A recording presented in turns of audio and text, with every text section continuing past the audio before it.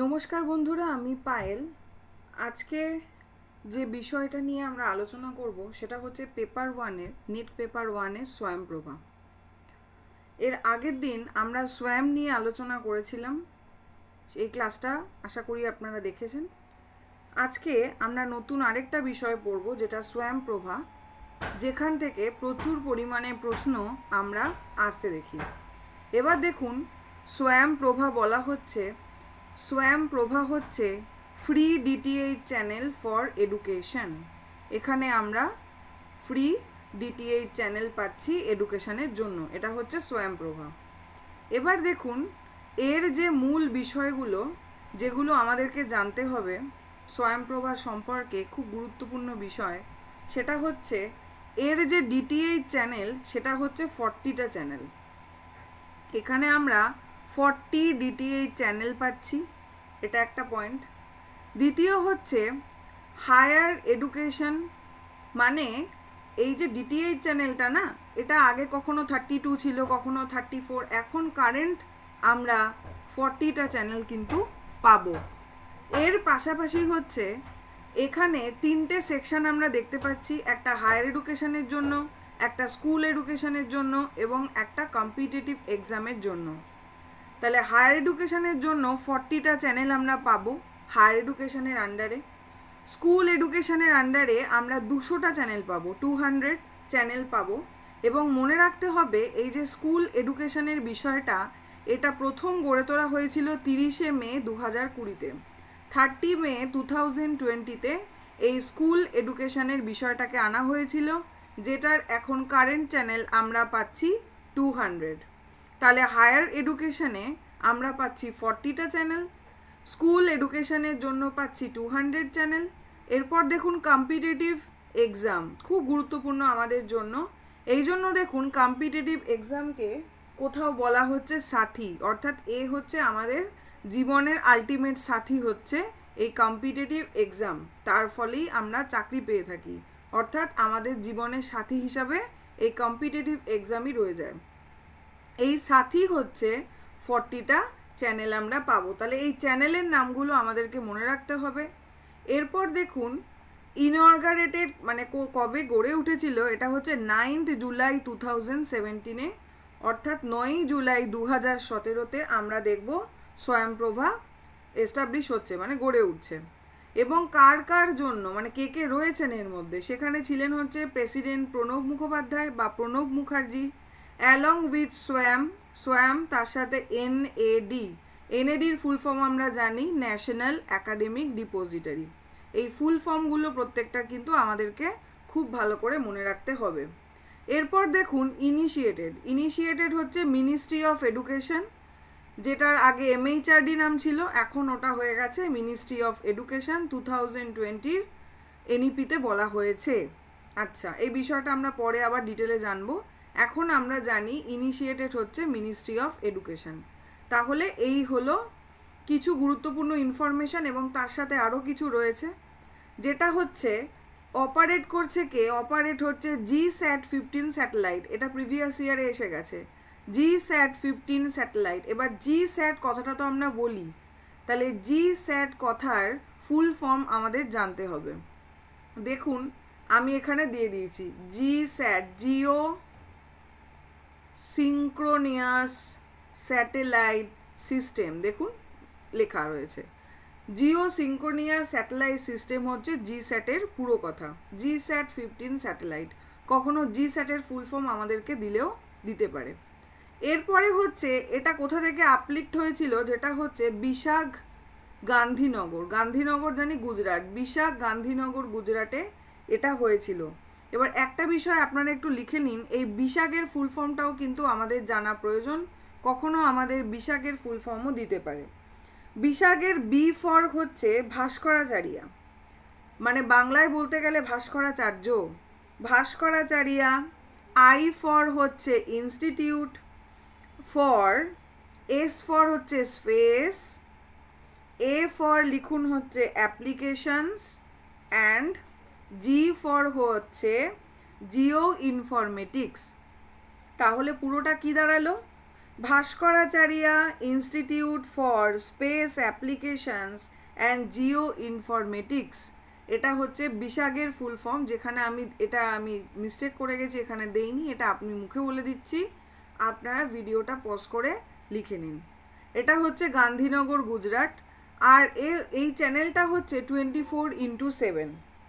আর হচ্ছে আমরা পাচ্ছি 4 hour অফ নিউ কন্টেন্ট আর রিপিটেড 5 টাইম, 4 ঘন্টা ধরে নতুন নতুন কন্টেন্ট, যেটা নাকি 5 বার করে রিপিট হয় একদিনে। এছাড়া ইনফ্লিপমেন্ট সেন্টার এর সাথে রয়েছে। তারপরে হচ্ছে এআই এনাবেল, যেটা 2023 হয়েছিল, 2023 এআই এনাবেল, এই কোশ্চেনটাও কিন্তু প্রিভিয়াস ইয়ারে এসেছে। নেক্সট আমরা যেটা জানবো, এটা হচ্ছে এর চ্যানেলের নাম্বারগুলো, ভেরি ভেরি ইম্পর্টেন্ট। এর যে 40টা চ্যানেল জানলাম, কোন চ্যানেলটা কিসের আন্ডারে। 1 to 10, 1 থেকে 10 নম্বর চ্যানেল হচ্ছে সিইসি ইউজিসির আন্ডারে। 11 to 16 চ্যানেল হচ্ছে ইগনুর আন্ডারে। 17 to 38 চ্যানেল হচ্ছে আইআইটিসের আন্ডারে। এবার এর মধ্যে কোন কোন আইআইটি রয়েছে দেখুন, নামগুলো আমি মেনশন করে দিয়েছি। মাদ্রাস রয়েছে, বোম্বে রয়েছে, দিল্লি রয়েছে, তিরুপতি, গান্ধীনগর, কানপুর অ্যান্ড খড়গপুর, নামগুলো মনে রাখতে হবে। এরপরে বলা হচ্ছে 39 নম্বর চ্যানেল, ভেরি ভেরি ইম্পর্টেন্ট, 39 নম্বর চ্যানেল হচ্ছে ইউনিভার্সিটি অফ হায়দ্রাবাদ, এবং তার সঙ্গে কি রয়েছে, ন্যাশনাল সংস্কৃত ইউনিভার্সিটি। তাহলে এই চ্যানেলটা হচ্ছে university of Hyderabad and national Sanskrit university. Next চলে আসছে 40 নাম্বার চ্যানেল, যেটা হচ্ছে খুব গুরুত্বপূর্ণ, ইউজিসির আন্ডারে, যেটা হচ্ছে ব্যাস। তাহলে এই হচ্ছে তার চ্যানেল, 40টা চ্যানেলের ভাগ, 1 থেকে 10, 11 থেকে 16, 17 থেকে 38, 39 নম্বর, 40, কোনটা কিসের আন্ডারে আমাদেরকে জানতে হবে। এরপর যেটা মোস্ট গুরুত্বপূর্ণ, ইম্পর্টেন্ট, এবং প্রত্যেকবার এখান থেকে কিছু না কিছু প্রশ্ন আসে কোনো না কোনো শিফটে, সেটা হচ্ছে এই চ্যানেলের নামগুলো, channel name, very very important, very very important এই বিষয়টা। 1, 2, 3, 4 করে আমরা পাবো। আমাদেরকে মূলত যেইগুলোর নাম বিশেষ করে জানতে হবে, সেটা হচ্ছে এই 1 থেকে 10 নম্বর চ্যানেল আমাদের জেনে রাখতে হবে নামগুলো। তারপরে এখান থেকে 40 নম্বর চ্যানেলটা জেনে রাখতে হবে আমাদেরকে, আর এখান থেকে 39, এগুলো মূলত ইম্পর্টেন্ট বিশেষ করে। দেখুন চ্যানেল নেম নাম্বার 1, চ্যানেলের নাম ওয়াগেশ। ওয়াগেশের মধ্যে এবং এই বিষয়গুলো জানতে হবে যে এই চ্যানেলে কোন কোন সাবজেক্ট রয়েছে এবং কোন কোন ইউনিভার্সিটি বা কোথায় কোথায়। ওয়াগেশ এই চারটা পুরোটা আমি দিয়ে দিয়েছি, আপনারা স্ক্রিনশট নিয়ে নিতে পারেন আর আমার সাথেও পড়তে পড়তে যেতে পারেন, তাহলে আপনাদের ভালো মনে থাকবে। ওয়াগেশে দেখুন হিউম্যানিটিজ 1, ল্যাঙ্গুয়েজ রয়েছে, লিটারেচার রয়েছে। এটা হচ্ছে ইএফএল ইউনিভার্সিটি, ইএমআরসি, ইএফএলও। নেক্সট দেখুন নাম্বার 2 চ্যানেল আমরা পাচ্ছি হচ্ছে সংস্কৃতির মধ্যে আমরা পাবো হিউম্যানিটিজ 2, হিস্ট্রি পাবো, কালচার পাবো, ফিলোসফি পাবো, আর এটা হচ্ছে সিইসি নিউ দিল্লি। 3 নম্বর দেখুন লেখা রয়েছে প্রবোধ হচ্ছে social science 1, social and behavioural science, এই 1, 2 গুলোও মনে রাখতে হবে, কারণ কখনো হিউম্যানিটিজ 2 দিলে কিন্তু চ্যানেলটা হবে সংস্কৃতি, আর হিউম্যানিটিজ 1 দিলে হয়ে যাচ্ছে কিন্তু ওয়াগেশ। সুতরাং এই 1, 2 গুলোকেও আমাদের খেয়াল রাখতে হবে। এটা হচ্ছে জয়নারায়ণ ব্যাস ইউনিভার্সিটি, ইএমআরসি, যোধপুর। বিশেষ করে গুরুত্বপূর্ণ এগুলো থেকে প্রশ্ন কিন্তু প্রচুর পরিমাণে এসেছে প্রিভিয়াস ইয়ারে, এখনও আসছে। তাহলে প্রথম ওয়াগেশের মধ্যে আমরা জানলাম 1 নম্বর চ্যানেল হচ্ছে ওয়াগেশ, সেখানে আমরা হিউম্যানিটিজ 1 পাচ্ছি, ল্যাঙ্গুয়েজ পাচ্ছি এবং লিটারেচার পাচ্ছি। নাম্বার 2 সংস্কৃতি, আমরা এভাবেও মনে রাখতে পারি, একটা ছোট্ট ট্রিক্স হিসাবে বলছি মনে রাখার, যে সংস্কৃতি বলতে আমরা বুঝি যে সেখানে যে বিষয়গুলো আসে সেটা হচ্ছে কালচার, শিক্ষা, সংস্কৃতি দেখুন তার সঙ্গে কালচার একই বিষয়ে দাঁড়ালো, এবং কালচার, যেখানে কালচার থাকবে সেই কালচারের একটা হিস্ট্রি থাকবে, একটা ইতিহাস থাকবে, এই হচ্ছে হিস্ট্রি। এবং দেখুন সেই যে কোনো কালচার হোক না কেন, সেই কালচারের একটা ফিলোসফি বা একটা দর্শন বা তাদের একটা নিজস্ব দৃষ্টিভঙ্গি কিন্তু থাকে। তাহলে সেই হিসাবে আমি যদি ভাবি তাহলে দেখুন সংস্কৃতি বলতে আসছে কালচার, এখানে আসছে হিস্ট্রি এবং আসছে ফিলোসফি। নেক্সট দেখুন প্রবোধ। প্রবোধের বিষয়টা দেখুন। প্রবোধ হচ্ছে social science, social and behavioural science. Social প্রবোধ দেওয়া, সমাজের প্রবোধ ইত্যাদিভাবে আমরা ভাবতে পারি। তাহলে সেখানে কিন্তু সমাজ বিষয়টা কিন্তু ভীষণভাবে গুরুত্ব হচ্ছে। নেক্সট দেখুন নাম্বার 4 চ্যানেল হচ্ছে সারস্বত। সারস্বত বলতে আমরা যদি এভাবে ভাবি, সারস্বত মানে সরস্বতী দেবী, সরস্বতী বিদ্যার দেবী, তাহলে দেখুন তার সাথে কিন্তু এডুকেশন চলে আসছে। তাহলে সোশ্যাল সায়েন্স টু এডুকেশন, তারপরে হচ্ছে হোম সায়েন্স, ফিলোসফি, এডুকেশনের সাথে হোম সায়েন্স থাকছে, সাইকোলজি থাকছে, আচ্ছা ফিলোসফি না, এটা সাইকোলজি থাকছে সিইসি ইউজিসির আন্ডারে। এভাবে আমরা কিন্তু ইন্টার রিলেট করে বিষয়গুলোকে মনে রাখতে পারি। এরপর দেখুন 5 নম্বর হচ্ছে প্রবন্ধন। প্রবন্ধন হচ্ছে social science 3, library science, information science, communication. এটা হচ্ছে জামিয়া মিলিয়া। তাহলে দেখুন প্রবন্ধন আমরা যদি এরকমভাবে ভাবি, প্রবন্ধন না ভেবে আমরা যদি মানে যারা বাংলার স্টুডেন্ট আছে আমরা প্রচুর প্রবন্ধ পড়েছি, এবং প্রবন্ধ আমরা জানি প্রচুর পরিমাণে প্রবন্ধ পড়েছি, অনেক বইতে পড়েছি, অনেক ইনফরমেশান আমরা সেখান থেকে পেয়েছি। তাহলে ইনফরমেশন সায়েন্স, এবং এই সমস্ত বই লাইব্রেরিতে পাওয়া যায়, সো লাইব্রেরি সায়েন্স। এবং এই বই পড়েই আমরা কোথাও কমিউনিকেশনটা শিখতে পারি, যে ঠিকভাবে কি করে কমিউনিকেট করতে হবে, কিভাবে লিখতে হবে, কিভাবে পড়তে হবে, এই বিষয়গুলো তার সঙ্গে ইন্টার রিলেট করলেও কিন্তু আমরা এই কমিউনিকেশনকে মনে রাখতে পারি। তাহলে প্রবন্ধনের সাথে আমরা এগুলো পাচ্ছি।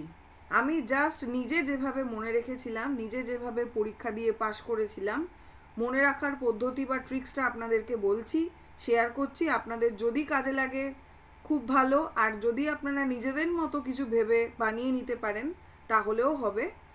আদতে আমাদের মূল লক্ষ্য হচ্ছে পরীক্ষায় আমাদের উত্তরটা করে আসা।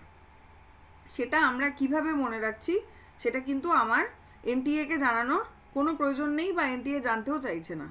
আমাদের শুধু উত্তরটা করে আসতে হবে, ব্যাস। আচ্ছা, নাম্বার 6 হচ্ছে বৈদিক। বৈদিকের মধ্যে দেখুন ল, লিগেল, হিউম্যান রাইটস। ঠিক আছে, বৈদিকের মধ্যে বৈদিকের সঙ্গেও কিন্তু আমরা এগুলো মিল পাচ্ছি। এখানে হচ্ছে লিগেল রাইট, হিউম্যান রাইট ইত্যাদি। এটা হচ্ছে পাঞ্জাবি ইউনিভার্সিটি। এরপর নাম্বার 7 দেখুন কৌটিল্যা। কৌটিল্যে আমরা জানি, আমরা পড়েছি কৌটিল্যের অর্থশাস্ত্র, তাই কৌটিল্যার সাথে চলে আসছে কিন্তু ইকোনমিক্স। ইকোনমিক্সের সাথে থাকছে আবার কমার্স। তাহলে কৌটিল্যার সাথে হচ্ছে ইকোনমিক্স আর হচ্ছে কমার্স। এটা হচ্ছে গুজরাট ইউনিভার্সিটি। আর্টে দেখুন, আর্টে আর্যভট্ট, আর্টে আর্যভট্ট এভাবে মনে রাখতে পারি। আর্যভট্ট অর্থাৎ আর্যভট্ট। তাহলে আর্যভট্ট আমরা ম্যাথের সঙ্গে রিলেটেড করতেই পারবো তার সঙ্গে।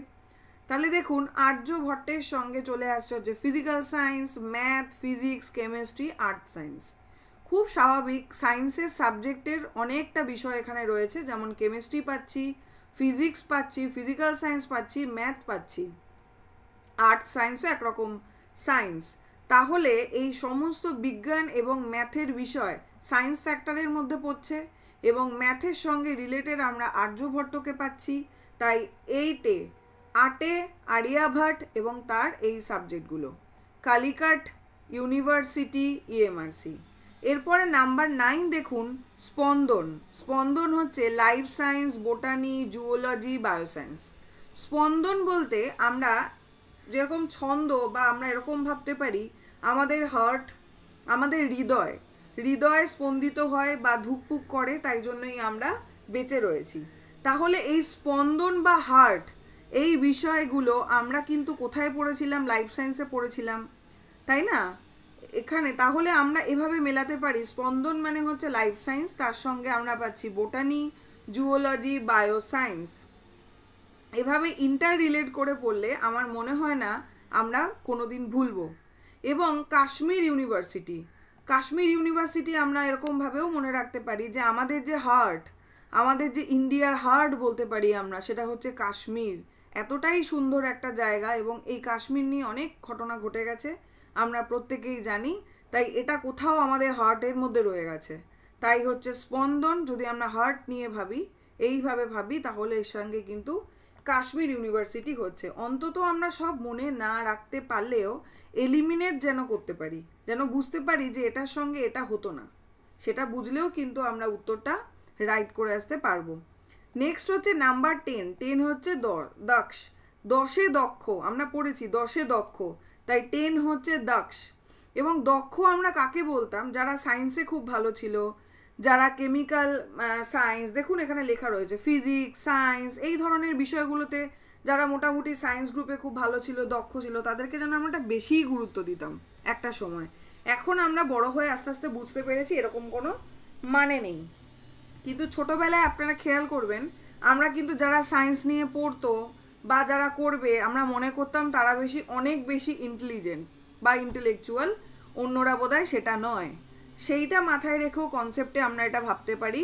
10-এ দক্ষ, 10 হচ্ছে দক্ষ, science, aligned, physics and chemical science, applied science, এগুলো আমরা দক্ষে পাচ্ছি, যেটা হচ্ছে আন্না ইউনিভার্সিটি।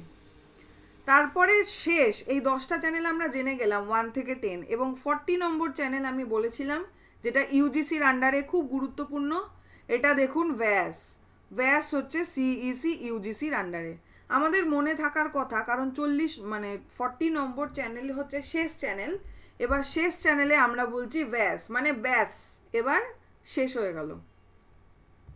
তাহলে দেখুন আপাত অর্থে মনে হতে পারে যে খুব বাচ্চা বাচ্চা বিষয়গুলো এভাবে কি মনে রাখা যায়, কিন্তু এভাবে কিন্তু খুব ভালো করে মনে রাখা যায়। আমি কিন্তু এভাবে উত্তর ঠিক করে এসেছি, এবং তাই জন্য আমি আপনাদেরকে এই পন্থাটা বলছি, এভাবে কিন্তু আপনারা মনে রাখতে পারেন। এবং প্রত্যেকটা চ্যানেল 1 নম্বর চ্যানেল কি, 2 কি, 3 কি, 4 কি, পরপর কিন্তু আমাদেরকে জানতে হবে। চ্যানেলের নাম্বার হিসাবেও কিন্তু এই নাম দিয়ে দিতে পারে এপিটোপিট করে। তাহলে আশা করি আপনারা বুঝতে পেরেছেন বিষয়টা কি। আমার মনে হয় না এটা নিয়ে আপনাদের আর কোনো ডাউট থাকবে। যদি আপনাদের কোনো ডাউট থাকে, যদি কোনো জায়গায় সমস্যা হয়, আমাকে আপনারা কমেন্টে জানান, আমি আপনাদের উত্তর দেব এবং সেই ডাউট মেটানোর অবশ্যই চেষ্টা করব। প্রত্যেককে অনেক অনেক ধন্যবাদ এতক্ষণ আমার সাথে ক্লাসে থাকার জন্য।